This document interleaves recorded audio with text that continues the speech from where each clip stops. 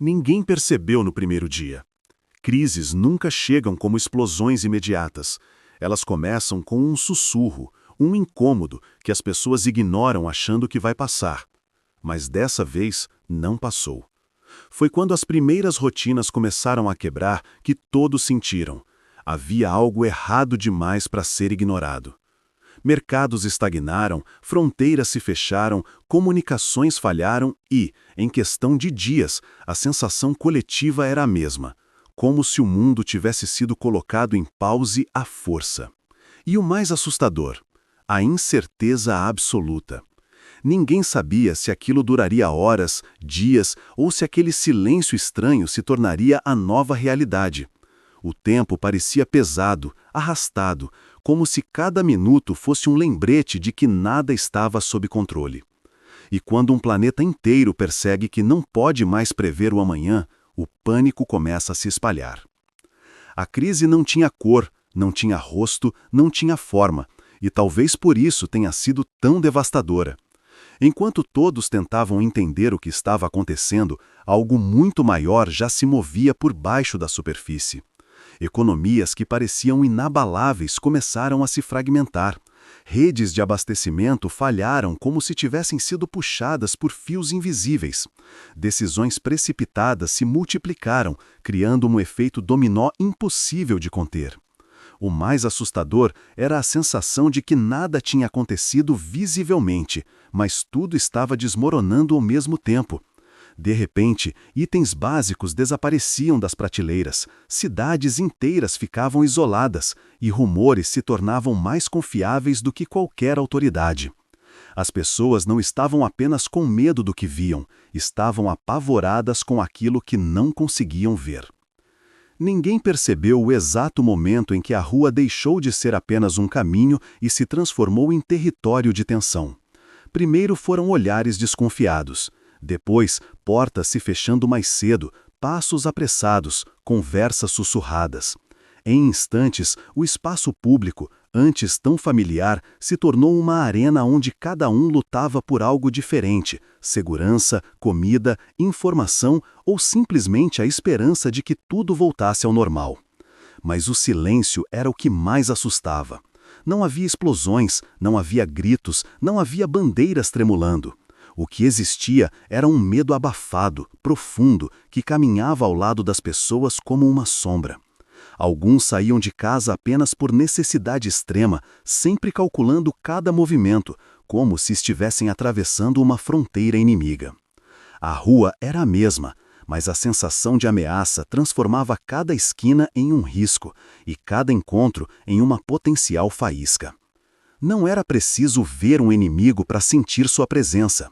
O verdadeiro terror daquela época não vinha de batalhas abertas, mas do que ninguém conseguia enxergar, e justamente por isso todos temiam. O medo invisível moldava comportamentos, alterava rotinas e decidia o destino de famílias inteiras. As pessoas passaram a viver em um constante estado de alerta. Qualquer barulho estranho parecia um sinal. Qualquer boato, por mais absurdo que fosse, ganhava força. E o pior, ninguém sabia onde terminava a verdade e começava a imaginação coletiva. Esse medo silencioso ditava tudo: quem saía e quem ficava, quem ajudava e quem se escondia, quem arriscava e quem preferia perder algo do que enfrentar o desconhecido. Era como se uma sombra pairasse sobre todos, guiando suas ações, sem jamais se revelar. E, de certa forma, isso era o que tornava tudo ainda mais assustador. Naquele cenário de incerteza total, a vida cotidiana se transformava em um campo minado de decisões impossíveis. Não existiam respostas certas, apenas caminhos que, de um jeito ou outro, deixariam marcas para sempre. Era o tipo de escolha que ninguém deseja fazer, mas que todos, cedo ou tarde, eram obrigados a enfrentar. Quando os recursos ficaram escassos, famílias inteiras precisaram decidir quem comeria primeiro. Quando a violência se aproximava, muitos tiveram que escolher entre ficar e proteger o que era seu ou fugir e preservar a própria vida. E pior, em alguns casos, ajudar alguém significava colocar todos ao redor em risco. Cada decisão parecia carregar o peso de um destino irreversível. Uma escolha mal calculada podia significar a ruína, uma hesitação, uma perda irreparável.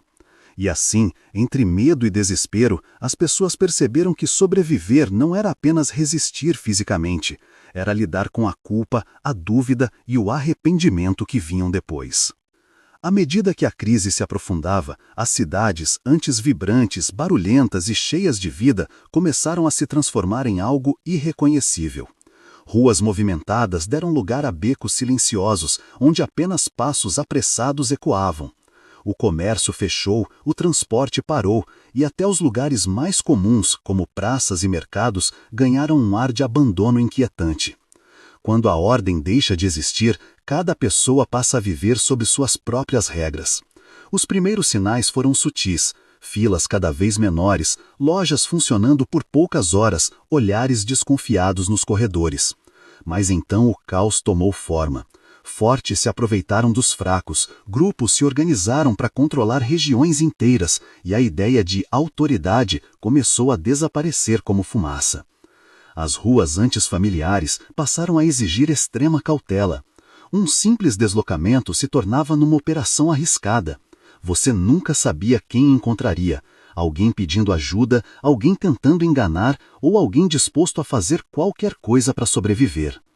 E foi aí que muitos perceberam uma verdade brutal. Quando a estrutura social desmorona, o maior perigo nem sempre é a crise em si, mas o que as pessoas se tornam em meio a ela. Quando a cidade já não oferecia segurança, surgiu uma nova regra silenciosa, quase instintiva: quem chega primeiro, vive. Água, comida, remédios, ferramentas, tudo ganhava valor incalculável, e cada item se tornava motivo de disputa, tensão e até violência. O que antes era banal, como um saco de grãos ou uma garrafa de água limpa, virava tesouro. As prateleiras vazias não eram apenas sinal de escassez, mas de um conflito invisível que acontecia antes do sol nascer. Famílias inteiras acordavam de madrugada para tentar garantir algo antes que desaparecesse. Bandejas eram esvaziadas em instantes. Caminhões de suprimentos, se chegavam, eram cercados, disputados, às vezes saqueados antes mesmo de estacionar. E nesse cenário, alianças começavam a surgir, não por afinidade, mas por necessidade. Você confiaria em alguém que acabou de conhecer? Talvez sim. Talvez fosse isso ou enfrentar tudo sozinho. Pequenos grupos se formavam para dividir tarefas, vigiar entradas, procurar recursos e evitar emboscadas. O medo deixava todo mundo mais rápido, mais desconfiado e mais desesperado. A cada dia, a linha entre sobrevivência e selvageria ficava mais fina. Quando uma crise profunda atinge uma sociedade, a primeira coisa que começa a falhar não são os prédios nem as estradas, mas as regras. De repente, aquilo que sempre pareceu sólido, leis, ordens, punições, simplesmente perdem força. E é aí que você percebe um detalhe assustador: sem lei, tudo depende das pessoas, e nem sempre isso é bom. As autoridades já não chegavam quando chamadas. Os julgamentos, antes públicos e formais, eram substituídos por decisões rápidas, feitas no calor do momento. Pequenos grupos se formavam para manter a ordem, mas na prática, cada um aplicava o tipo de justiça que achava correta. Às vezes funcionava, às vezes não. E quando não funcionava, o caos tomava conta. Acusações sem provas viravam sentenças, boatos se tornavam verdades absolutas, objetos roubados eram punidos com violência, e vizinhos que conviviam há anos começavam a olhar uns para os outros com desconfiança, tentando adivinhar quem seria o próximo a romper os limites. Você confiaria em alguém para decidir seu destino? Ainda mais num mundo onde medo, fome e desespero guiam cada pensamento?